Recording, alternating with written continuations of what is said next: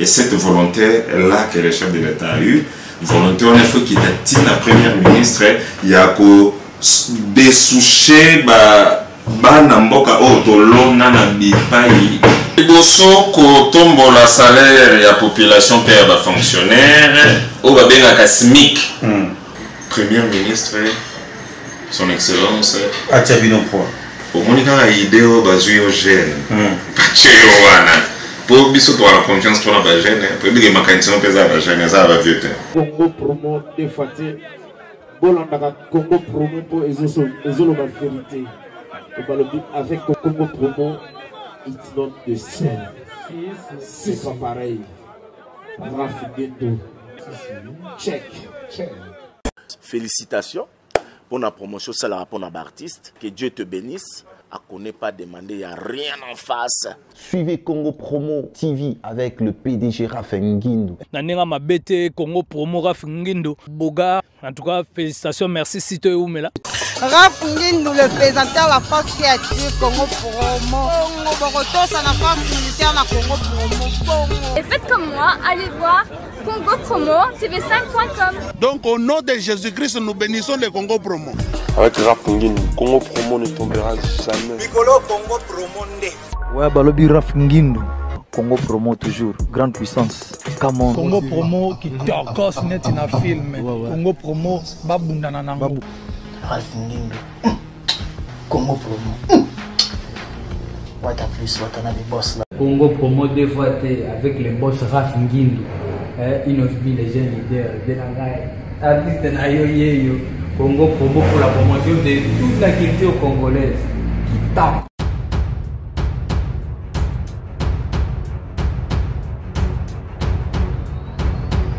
Bonjour à tous et à toutes, merci à vous de nous révéler votre confiance à travers votre magazine qui n'est rien d'autre que Réalité Plus. Comme vous le savez bien, à travers cette émission, nous traitons de sujets liés au vécu quotidien des Congolais en général et des Quinois en particulier. Aujourd'hui, on a un grand plaisir de recevoir pour vous l'un des grands patriotes de tous les temps. Il s'agit bien du diplomate Papi Diambouana. C'est un Congolais qui vit à Londres. Il est ici à Kinshasa. On aura le temps d'échanger par rapport à l'actualité politique et sociale ici en République démocratique du Congo. Je tiens à remercier mon équipe, André Duraki, chapeau de la réalisation. Sans plus tarder, je vais pouvoir recevoir mon invité. Alors, monsieur Papi, bonjour. Oui, bonjour, monsieur Moss. Alors, c'est un grand plaisir et le souci une fois de plus dans mon TV. D'abord, bonne santé. Santé vraiment, les allez bien. Nous avons les sous nous avons souhaité au Congo bonne année. Pour, ça fait un bail depuis l'année coulée, parce que l'année passée, il y a la pandémie. Nous avons souhaité les bonne année, nos compatriotes congolais, côté Bazali, vraiment bonne année, beaucoup de santé, la protection divine, le peuple congolais mieux ça. Alors, présentation de Sali, présenter autant que diplomate et patriote, je pense que ça suffit pour nous. Diplomate, oui, j'interviens dans la diplomatie. Quand je travaille à l'ambassade, on a l'autre chapeau, on a diplomate. Mais actuellement, nous avons sur diplomate pour nous couvrir le chapeau de l'ambassade de sauté. Nous avons il y a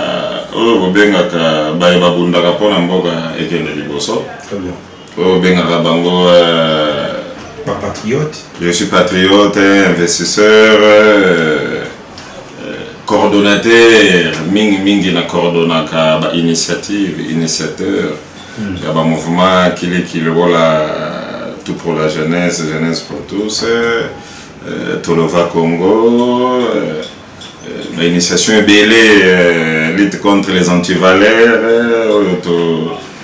Tindikagana 2016, Namboga Oyo. L'initiative est belle, ça m'a Namboga Oyo, Chapota, on a coordonné, on peut botter un bon mango. Très bien, je pense qu'il va y avoir un temps. Mais le M. Papi Diambouana, tout le monde chef de l'État, tu peux nommer un jeune qui a 43 ans comme étant Premier ministre Mboka Nabiso. Est-ce que tu as signal Moko fort pour l'avenir Moko Yakitoko pour la jeune Congolais? Oui, et ça signale Moko vraiment très fort. très très fort même. Parce que au début, tu me sens dans un bon que les jeunes batangi mingi, les jeunes abimi de banda, se spécialisé dans mambo mingi. Pour moi, on va bien en tata ba génie. Pourquoi bien en tata ba génie? Le roi a joué l'occasion, il y a autant de mambo que belé dans mon kili et mambo quand on a tambola gango et to banda sur la recherche sur la mentalité congolaise. On a tambola pour la cadre de recherche parce que ça vient un bureau de recherche. Ça va y avoir des problèmes. Le rôle à Koyalebo, le rôle à Papa Edgar Vayamba. C'était tout un bureau qui travaillait sur cette recherche-là.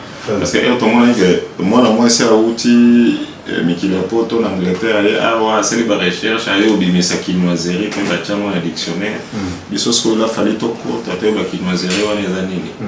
La quinoiserie, c'est une maladie mentale, psychologique, contagieuse et comportementale.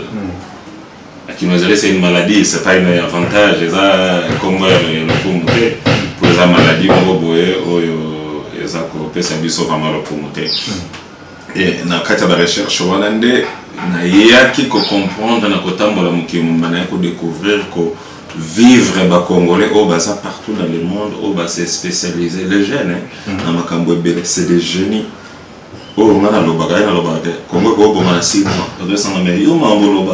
Est-ce que vous vous rendez compte de ça? Pendant 60 ans, aux ans à Calvaire, Tokoki Kobongisa Mboko en espace à 6 mois. Nayebi makamuna lobaka, ezana tina makamuna lobaka po na vivre na moni qualité à la jeune congolais lokola mokonzi mboka. Félix Antoine Tshisekedi, son excellence a joui tamu ya kobeta sete ya ko tala ke ba bilenge o batangi mingi. Ezala lokola ba matière wana to dans le Bengango Kombo Nini, or wana to diamant wana. C'est des pays étrangers qui en profitent. Les pays vont profiter de l'intelligence des Congolais. Les Congolais, c'est le meilleur.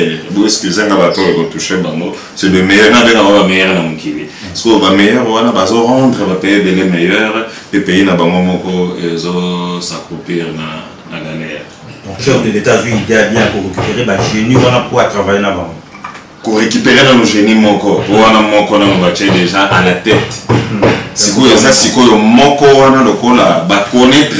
que moi je ne crois pas à la reconnaissance.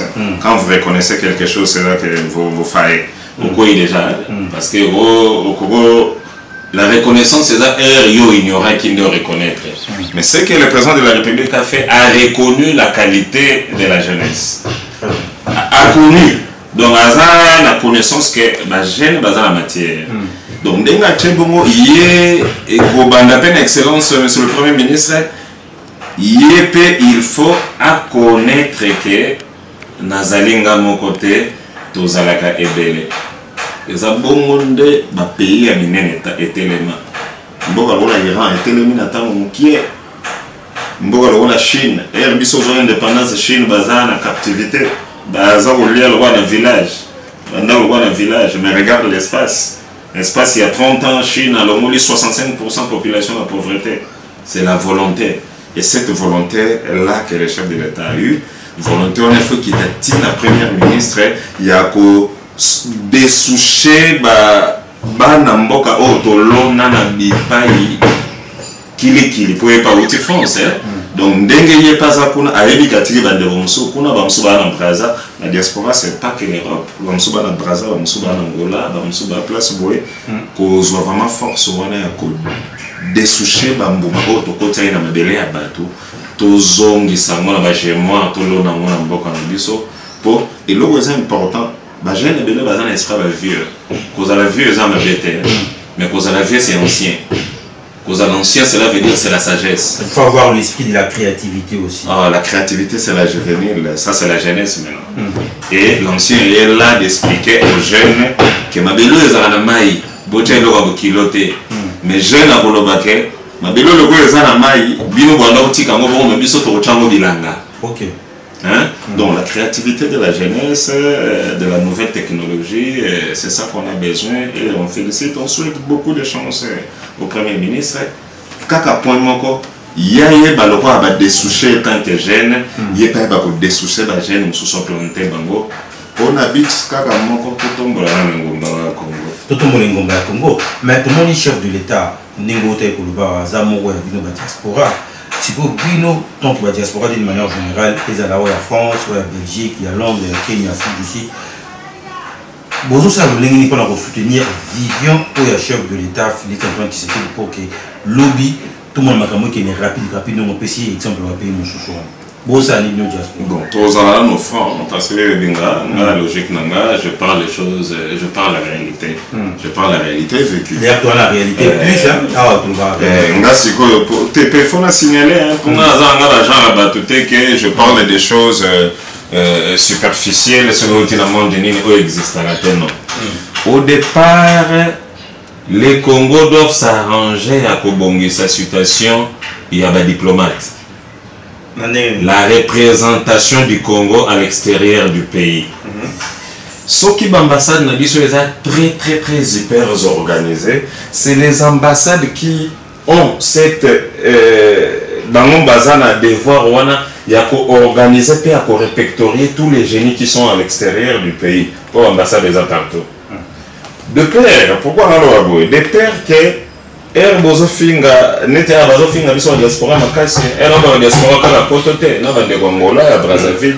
On est en train de nous insulter les diaspora machin. De père que ngai na zo poste na zo leki na ngako wana tirage na poto na yene awa na PC poste. Oh, ngasugi na zwile ki na ngai na yena chem susu directeur ya cabinet na ngai. Et déjà ko sala buzoba à Kokende dans la réputation diaspora. Or, lui, mon petit frère dans la diaspora, il ne faisait rien. Il n'est pas parmi les génies. Il n'est pas parmi Batou, où Basali, où Balosali la Mondele Makambo, où il faut Zongi Sabango, Awa, pour Basala Magampon Lamboga Bisso. Donc, l'ambassadeur Baoucha, base d'abord initiative. Naba Oyo Bazali. Naba Oyo Bakotia. Apparemment, Bazali Awa. Parce que l'ambassade des Congo à l'étranger. Bon, faire fonctionner l'ambassade de Awa. Awande, il faut que le ministère des Affaires étrangères et les Magamboano sérieux déployer un programme consistant où il faut organiser dans la communauté congolaise qui vit à l'étranger. Notre communauté n'est pas organisée. Si on a osé dans le Bango parce que tout le monde a la beauté, tout le monde a la suite, tout le monde a la beauté. La communauté où ils ont des ordres à l'étranger, ils sont Congo. Communauté congolaise. Ils ont peuple nongati. Ok. Si on a vu la Yébi Angote, tout ce qu'on a vu dans Boya Mona, na Kikino. Si on est là qui base à la unité, ils ont dit parce qu'il y a une divergence d'opinion ou ils ont qui montent peut-être leur intérêt propre. Parce qu'on est dans la démocratie, même il y a divergence d'opinion, mais le plus important est qu'il a une organisation. Corps Mokoboy, où il y a une divergence d'opinion, corps est organisé. Et que bateau, tous en a besoin de banane, base à la banane. Très bien. Je pense que le message est directement conseiller diplomatique à chef de l'État, M. Christian Ongala, qui nous profitons déjà pour le saluer, un homme très humble. Yassa Ramsa, qui te toujours à l'écoute, M. Christian Ongala, conseiller diplomatique à chef de l'État. Moi, je pense que le message est pour que alors, maintenant, par rapport, il y a port, il y a bien diaspora au PC Makanisi. Mais l'élo, dans les Cambo est à la corruption. Dans le Bokarabisson, M. Papi Diambali. Tout le monde a dit qu'on attend un PDG intel. On a la côté prison. Est-ce que la politique au président Félix Sala na Nengue Azako pousse à Mosika corruption dans le Bokarabisson? Dans les jours qui viennent, tout le monde peut qu'on mate. Mon côté dans la caisse à l'État. Oui, possibilité dans ma caisse, mon côté dans la caisse à l'État. Corruption est comme un état d'esprit. N'a pas cet exemple. Pour moi, on a mingi. Expertise menanga est déjà et le va déjà belé. N'a vu point à Sénégal. Le Sénégal pour corrompre c'est très difficile que mon tauzong ils sont à cage de départ et que soyez lingi boy, sont à celle opposée là. Mon oyo osé les ça y peut pas ça les kaga. Donc tous la logique. Pourquoi corruption au Tawapi? On peut cet exemple un typique. Na Congo bazo futa motunateur à 92. Na libanda dollar ezana 2000. Donc ce qui monte à futa maga $100 pratiquement elle percevoir on est se retrouver à $50. Tout ça ça a l'air de $50. Et la maison qu'il loue la maison où ils ont coûté le niveau à charge n'était. Azana débana na moisi à foutre la ndao ya chambre salon. Donc veut dire les enfants ils dorment dans le salon. Mais le monsieur il gagne $50. La maison il paye ça $50. Wana bisoni soto za bato. Muntu wana akokima corruption na langue nini na forme nini. Muntu wana era ok na musala comme place na ye ata stylo et bien musala za il faut que c'est normal. Ata ba papier duplicateur et compagnie ça il faut que le plus important est que les députés qui sont là au Parlement, ils ont jamais osé de penser à ça. Ils ont jamais dernièrement voté babité ko awa ndako loi nini garantie locative ça doit être autant commercial ça doit être autant ce qui n'a pas été respecté et mon salé liangote ko bundisa corruption liboso eza ko cha vie sociale et peuple congolais na état moko équilibré. Je vais vous donner l'exemple toujours des pays étrangers. Au Sénégal même na écouté na Sénégal na obenga pauvre. Et mentalement, au rôle de la gomme de Robin est pauvre. Pour attendre la gomme de Sénégal, elle est à 3 fois. Il prend le petit déjeuner, il prend le dîner, il prend le souper. Na montozo te kanema kokolonaye à la pauvreté. Ici, la pauvreté, c'est l'état d'esprit et l'état mental. Les députés, ils sont là, ils se cassent jamais la tête pour les gens de cas. Ngai na yebisa ba député lokola bozana courage ya ko dissoudre bato ya ko longola bato courage wana il faut que ndetina mibeko o ezana bien commun ya biso nyonso ça dit basani mais ceux qui votent de loi il faut pas voter loi mon salaire ya ba ya mambule kana mboko yo yeba que les étrangers sont devenus des détaillants.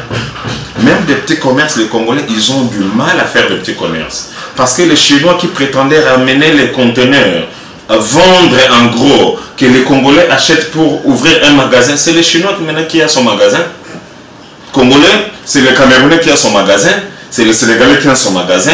Congolais a commis si on a Atala ou Liboso magasin, alors qu'il ne coopérait, Azwa client Libanda, à côté de la Kati, à l'an de la 100 francs l'écolo. Beaucoup clochardisé peuple nabino tina niveau nos frères députés nationaux et provinciaux. Donc selon vous, pour éviter la corruption, il faut d'abord pour tomber le salaire il y a population et puis il y a fonctionnaires. Il y a liboso ko tombo la salaire il y a population puis il y a fonctionnaires au ba benga SMIC. Montant moko boye o eza conscient o eza que monto soki afuta miango a ofuta ndaku a ofuta transport a ofuta la bana kelasi oui que bana a yango bana ba musuma ele te dernièrement mon fille moi 11 ans a eu ça l'appel na cabine bazo se pesa numéro a ko tanga numéro te j'ai vite compris que moi na botanga de 0 à 9 te maman ne atanga kana bi atanga na ngi ko tika mutaka te sur mais na forcer atanga et la petite de 11 ans elle sait pas comment lire les chiffres.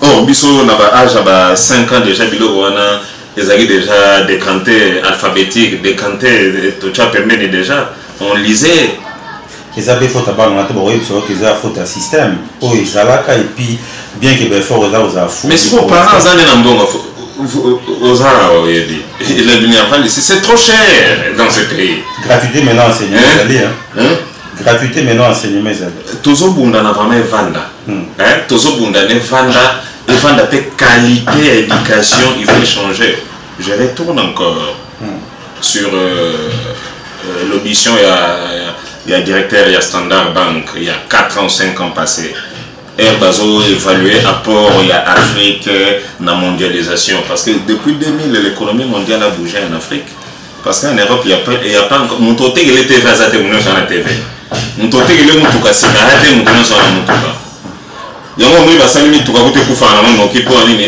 mon soso bateka parce que mboka oyo to continue etikali ekosimba économie mukile etikali Afrique mais directeur à Standard Bank à Zolobani. Standard Bank est la banque où ils ont le financement de la banque en Afrique. Où ils ont la banque mondiale. Il y a des gens ça se retrouve en Afrique du Sud. Alors, ils ont tout injecté qui et ils ont débat. Pour la corruption, on était bon financer pour aider les petites et moyennes entreprises. Tout cet argent est parti. Les gens qui ont pris crédit, et ils ne sont pas de petites et moyennes entreprises. Vous imaginez que mon ministre a eu crédit à un bon entrepreneur, et petites et moyennes entreprises. À des firmes, avant, il n'y a pas de cité. Il y a un ministre, il gagne beaucoup. Hein. Est-ce que ça a des conséquences directes dans l'économie, soit dans la population? Mais bien sûr. Bon, c'est président Zoloba que je vais faire ces pays qui aillent beaucoup de millionnaires jeunes. Entreprises, mais ils n'ont pas de fonds. L'Angola a fait quoi pour relancer ces jeunes, la jeunesse angolaise? Il y a combien de millionnaires maintenant là-bas? Il a donné des fonds aux gens, 1 million, 500 000, 2 millions, 2 millions 500. Ici, il n'y a pas. Avant de peut-être pas combien de sous crédibilité au PCL, le lobby. Mais les ministres qui ont pris ces crédits à FPI, donc ils ont de l'argent même plus que nous. Donc les Congolais, ils vivent vraiment encore très très difficile que les parlementaires élus du peuple au Bachagakuna, que ça là vraiment est le côté pour on a remarqué que le bon et l'embouteillage avant sont des moutons et fonds transport et matériel 1000 francs demi-terrain. Donc, direction où on a mobile, 500 francs, aux autres, 3, 1000, 3000. Mais les chauffeurs, ils sont contents de le faire. Bazo bosse en guerre. À foutre 3000, il y a pas maman qui est hôpital, à foutre 3000 au lieu de 500. Il y a pas de classe, on foutre 3000 au lieu de 1000 francs. Donc, ce qui a un budget à $10 par semaine pendant que tu as un budget, budget est comme $30. Est-ce qu'on a une question dans autres? Ah bon, Mathis, c'est bon, le salaire est maté. Et ça, pour l'interrogation. Mais M. Papi Diambouana, tout le monde rappelle des fois, car on a même ordre d'idée, les Congolais, ils vont maintenant, ils vont investir, ils vont faire blocage qui est belé. Est-ce qu'il dérange à Rabino dans les Cameroun? Dérangement, vous bien, comment est-ce qu'on sonne? Parce que côté tout le monde Babilo, on va contenir pour notre côté Sabilo, on va la biso, tous les gens Ghanéens, les Nigériens. Qui a donné ton fouta, tous les biso moko. Pour bloquer un ambo. Tous les biso moko. Moi, les biso sur contenir les 40 p bilo, on a été cher les enquêtes. Contenir 40 p, il faut foutre 12 000 minimum, 9 500. C'est trop. Ce que vous avez tant que Baptiste pour proposer à la ligne. L'autorité de l'autorité l'État n'a pas déjà pour faciliter la diaspora, même quand il y avait l'histoire des combattants. Les gens, il faut investir dans le monde, investir, mais nous avons des grosses moyens. Mais nous avons des moyens minimum. Minimal, entreprise, mais la douane, papa.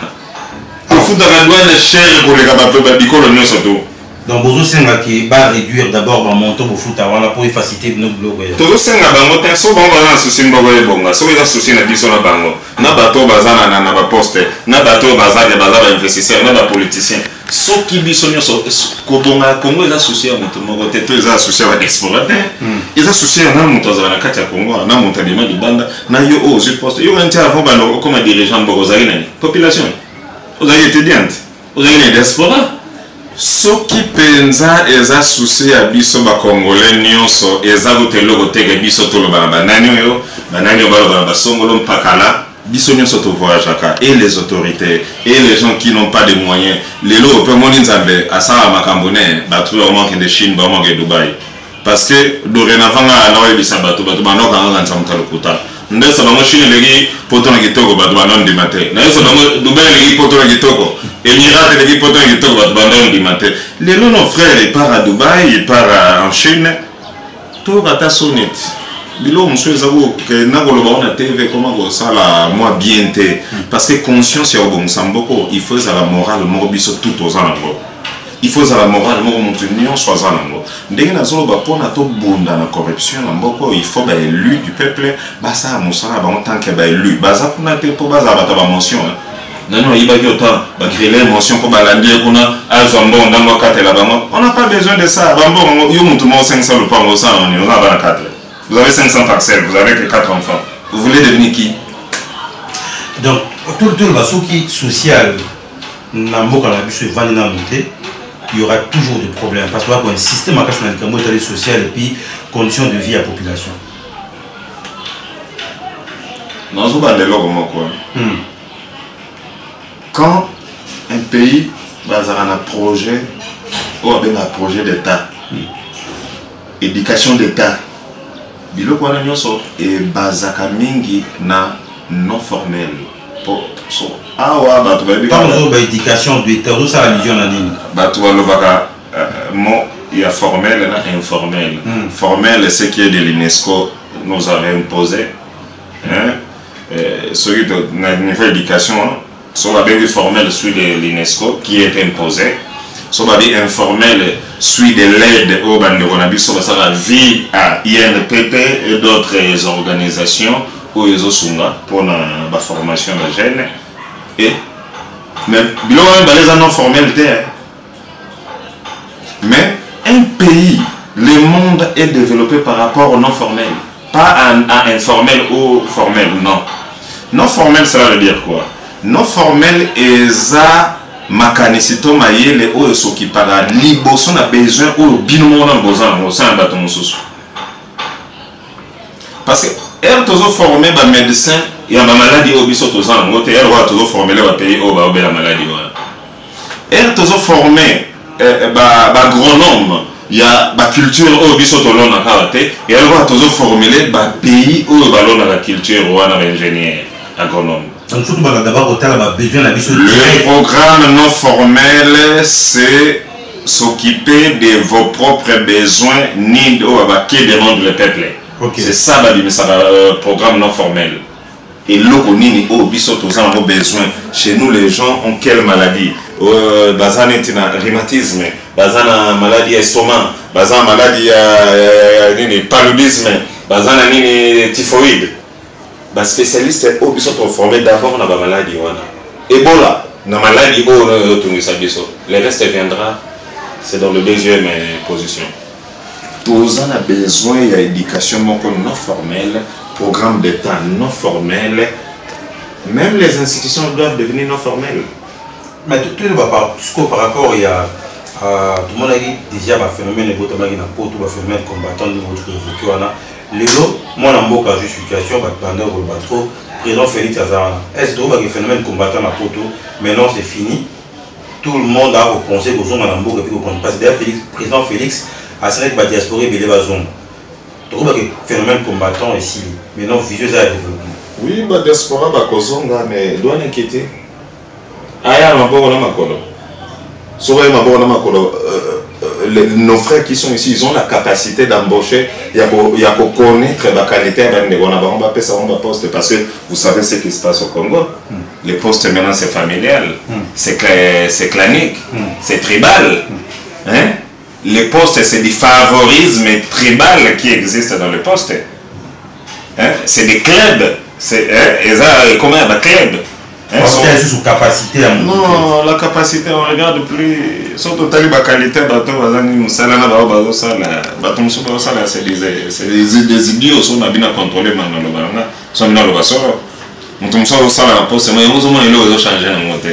mais place c'est agriculture, pêche, élevage dans le pays de roi et biso et rose à la wapi place dans un pays par exemple au Sénégal la matière première belette le roi biso dans mon groupe la pêche et on ça la vendre dans le 3 fois bilo agriculture et élevage et pas du de ma bilo pour ça pivot économie na bango mais biso ils ont bilo biso la capacité à pêche makasi. Nous avons la capacité à élevage makasi. C'est là qu'on a lac le plus poissonneux du monde. Mais on n'a pas le poisson, on te lit à Chacha. On mange du chacha. Vous connaissez les chacha, non? Ouais, mpiodi, ouais. Les mpiodi, là, pour arriver à la combo, mpiodi, les accombos à Koko, la biso, atinde la kimbamba kufa, à Koyaga Munopolele, à Moba Benga, Kambis, à mon mpiodi, ndenge bimisa mino, lokola, ndenge Koko mpiodi, à Kufa Munopolele. On a surnommé le chacha en mpiodi à l'hommage de notre arrière-grand-père qui a failli tuer Kimbango, notre grand-père. Hein? C'est du chacha. On les a bambi, c'est oh, yo balé ça va baleine. Hein? Les ambitieux mais suite à la condition de vie, autrement vivre, alors autrement on lit chacha. Tout le monde lit chacha. Alors, tout qui m'a malembe, dans projet d'avenir, aux arts à Kinshasa, d'abord, projet ni nos années, surtout pour la jeunesse. Le projet pour la jeunesse est bon raté. C'est le même projet qui les Aranamo inachevé, l'État a charné ma Bogoté, l'État a bon. Le projet Saragawana, point au moins le Baka et bon, on décide la main. Vous êtes des témoins. Le journaliste savoir témoin, vous êtes des témoins. Parce que moi, quand je faisais des choses, l'État a refinancé et fait que ça a souci dans ma casse pour la jeunesse. Je mettais mon argent, jusqu'à ce que moi je suis épousé. Moi, si j'ai des enfants, je dois les faire nourrir. J'ai toute une famille. Mais le projet Ezali, Ngaïna se base à Kaming, n'a pas aider les jeunes dans l'éducation non formelle. Qu'est-ce que le peuple a besoin? Je regardais les qualités des jeunes et je les formais par rapport à leurs qualités. La formation de Bélé, on a mis ça à journaliste, on a mis ça à artiste, on a mis ça à travailleur et penser les sous que on a mis ça à casque jaune et Bélé à travailler. Casque jaune? Oui. Moussa n'a pas parce que pour une entreprise, on peut faire la Zande. La Zande, souci les alliés sur l'État et des bisous formés, inspecteurs. Il y a mine. Les inspecteurs, il y a mine, il y a mine. Tout formé, inspecteur, il y a autre bien pétroleum. Dans le domaine de pétrole, pipeline, on a tout contrôler en Bazalaka. Donc, tous un secteur mobile dans l'entreprise, qui parle de dans Zali, sous tous bossé ma casse sur l'agriculture et l'élevage. Tout ça avec la demande via l'État, mais pour former des sous-jeunes agronomes, pour former des idées à tout transformer. Tout l'oni, tout bouki, tout tchela manzanza, Congolais, tout tchela milangi Congolais, ou etigali, tout indépendant par de quoi bazali banda balia. C'est l'aide de l'État qui nous manque. Je pense que le message est ça où l'État déjà par Oyoka. Mais par rapport maintenant il y a la diaspora. Besoin direct na bango actuellement vis-à-vis du gouvernement où ils ont un boca. Besoin direct, il y a les bosses qui ont un problème à douane. La douane, cette histoire-là de $50 machin à l'aéroport pour voyager, ça c'est un problème. Les taxes c'est bien, mais elles remontent aux Arabato. Dans le pays, mon côté, tu voyages dans le Kili, tu fous en bas au aéroport pour t'attendre. Mais quand même, passeport, vous c'est payé, hein? Passeport, n'engue commune à plus mon abordable. Et là, non, c'est payé, c'est notre droit, non? Et les Arabes, on les rendait sonnés pour un bisou, c'est un bisou. Et avant, c'est payé la tête. Bilon, mon sous, et ça la tête, et elle va grouper sa cadeau. Non, c'est notre droit. Il n'y a pas le cadeau, c'est notre droit, c'est notre devoir, c'est notre souci. Biso pe bilo ambo na biso ete kamaka epe samaka na ba valeur moko boye pour ba étranger ba seka biso te. To comment c'est comme mon frère? On n'a plus la valeur qu'on avait avant. Et comment moi Sony? Mais est-ce que la communauté na ndenge bozara na Europe wana bozora pe temps ya tout ça la association na bino bo sur pour défendre peu ça l'intérêt de nos vis-à-vis à l'ambassade et puis dans la place de foot. Il y a mon azolo baté. L'État il faut acheter financement à l'ambassade payer pour qu'akobengi sa communauté et organiser communauté. Ambassade des pays. Ndeka awe ya laga. Mais monter awa donc l'ambassade n'a biso to à niveau étranger ambassade ba collecter ba limiter pour la ressource na bino. Non, ils en ont vraiment été, hein. Ils en ont vraiment été. Et ça va vraiment te voir la divergence, comment vraiment tiraillement. Et donc, c'est vraiment une bonne organisation, façon il y a ça la macam avec beaucoup de stratégies parce que c'est mon rôle. C'est ça que moi je joue à l'ambassade. J'ai joué la communication entre la communauté et les autorités. Très bien. Donc, dans le et ça vraiment na musala nga parmi misala na banda ko sala façon moko ya solo la stratégie moko boye technique moko boye contrôle moko boye parce que la population na biso na poto ba contrôler d'autres ils ouvrent les zones G machin tout ils prennent de l'argent ils mangent bambo on va aller en côté so au côté ci projet na la ligne na sunga ba jeune ça te kozimba on que son banda ko bala c'est pas ça. Mais ce qui se passe dans notre communauté, même ici, nous avons une fondation, combien belle.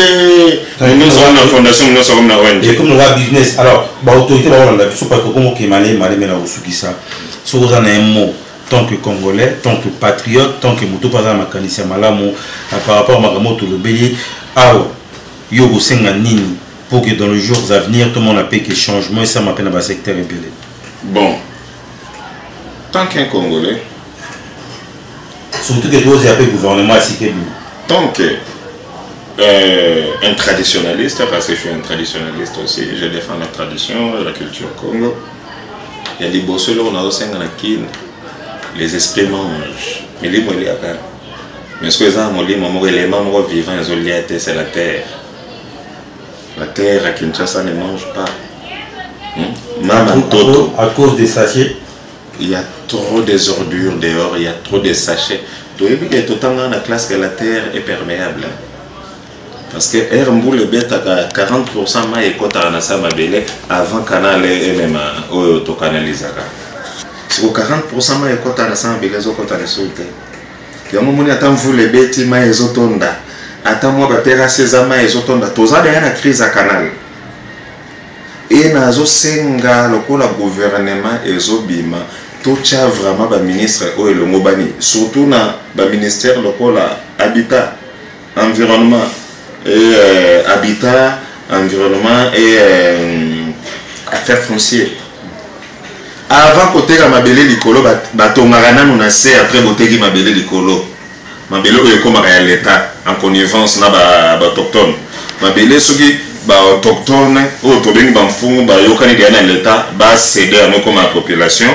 L'État musani na kosala akotonga se ya mabele se ya mabele kotonga se ya mabele ba ya tonganda kotembe de caniveau les voies au mai et kolekela parce que to kotonga mboka telo mboka mwedinda quand même souci à liboso eza na zolo bela la mer la terre mama ntoto notre mère la terre oyo abota abiso pali ya biso azana besoin amela mai azomela liso mai on doit faire tout pour enlever les sachets. Nous avons à disposition. Initiative au Tolova Congo, où est la force publique. Parce que la force publique, c'est Tolova Congo. C'est nous qui avons arrangé cet endroit-là à connivence avec les anciens combattants. Ce n'est pas la commune de Kassavo qui l'a fait. C'était mon argent propre. Pour gagner Ninasima. Pour mon argent propre, pour Sony. Mon classe l'esprit patriotique. Mon classe et ça maman historique. Nous connaissons pas. Première guerre mondiale, ça la sélection de soldats Bakende. Wana. Deuxième guerre mondiale, Kaka Wana. Herbaye, Wana Nembatele Maka. Pour tous indépendance, on voulait vendre la Wana na force publique, dans Carrefour Wana. Un endroit très historique comme ça, pour voir comment ça était. Bato bazara na Éthiopie bamboka nyonso bana basoda tatana bango zaka ancien combattant mboka na bango so baye batu na ga force publique za wapi na ngela ça va place ezana ba salité. Je pense que c'est un message très profond. Monsieur Papi Diambois, je pense que comme il a souka, merci beaucoup. Je crois que vous avez une initiative va bien. Tu retiens poids. Bon, on a un exemple carrément hein, place publique, force publique. Les actes moraux historiques, mais ça est négligé. Hein? Il y a un moment politique, c'est pas un bon, c'est un moment. Il y a une initiative et puis il y a un moyen numéro personnel et puis il y a qui bon. Pourquoi pas pour que ça soit place mon sous-sous. On a une idée qui est au monsieur Papi. À un moment qu'on a vu comme ça au Baksa Souka. Oui, et là, c'est ça que Premier ministre, son excellence. Atchabino Poa. Au Monica a idée au Bazuyo Gène. Pachewana. pour biso to la confiance pour la jeune pour dire makanisi no pesa la jeune ça va vieux makanisi va vieux pesa ma bête mais c'est na donc à penser pe na ba jeune et raison nommé bazo sala gouvernement kanisa ba jeune mingi tala vraiment bandeko bazana ba qualité to boy te kende ba to basala gozu poste te famille na yo aux minutes famille to lo bela ba favoritisme tribal to zo lo bela mais on les fait hein. Et là, tout ça,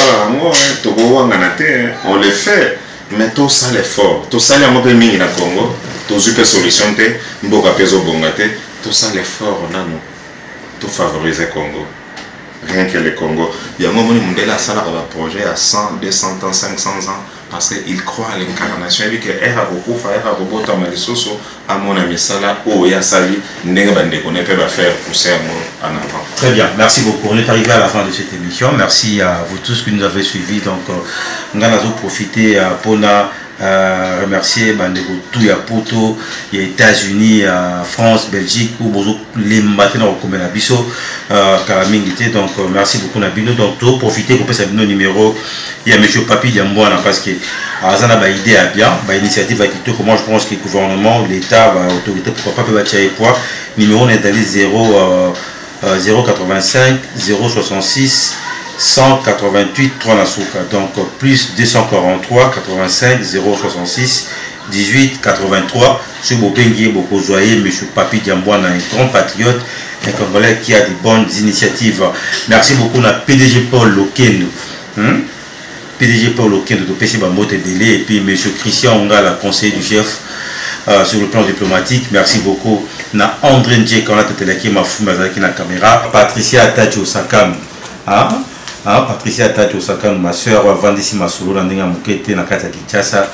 PC Bamote Belé, puis t'as souhaité bon séjour na Kinshasa. Donc et puis Glody Mouzembo, tout le monde, je vous aime beaucoup. Bye bye. Congo promo de Faté, Bolanda Congo promo pour Ezolo vérité. Avec Congo promo, it's not the same.